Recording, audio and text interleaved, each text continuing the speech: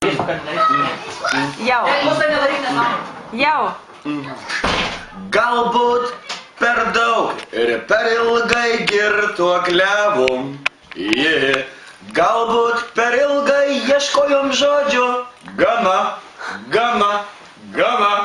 Galbūt per daug mes tada išlaidavom. O gal tik kišenė buvo kiaura. Bet aš ten buvau, su šakėm mėšlą kasdien kabinau, iškėlęs čierką virš stalo laikiau, laimingus tostus dainas dainavau, štai ir vėl buvom balius, gėrėm tol, kol nekėlėm galvos. Na pasakyk man, iš kur šitiek valius, išgerti viedrą be užkandos, buvo tai neseniai, na nejau pamiršai.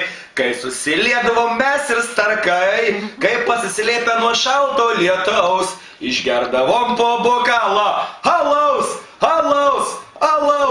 Tu nesikankink dėl kaimynų, kad turi jie blynų daugiau negu tavo lėkščiai, nupirksime miltų, nors mūsų kaimelis toli, nuo Alksnėnų neliek savo kraujo dėl darbo. Ir jeigu tau kartais koks venskus padėti negalės, pakvieskim Marytę ir mums nereikės tų milijonų.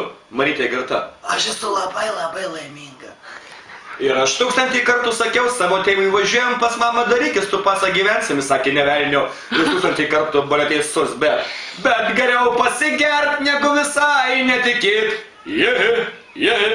Nenuleistų sparnų. Net jeigu kaimynas puola 9 kartus iš eilės, nebent tu jau sensti ir bijai būti nugalėtas. O kai neliks jau tos baimės ir žiburėlis vėl degs per naktis mažam virtuvės lange iš nevilties ir iš laimės, paleistas randėlis kaktą prakirs, žaizdos greitai sugis, juk nėra tai blogai.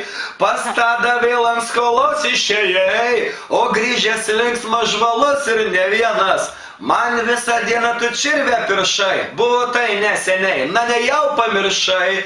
Kai susiliedavom mes ir starkai, kai pasislėpę nuo šalto lietaus, išgerdavom po baklaškę alaus.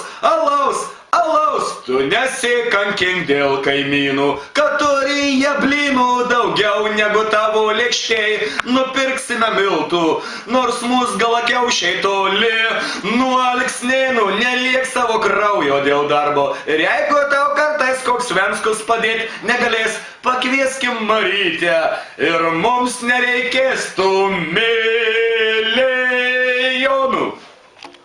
Ačiū už dėmesį.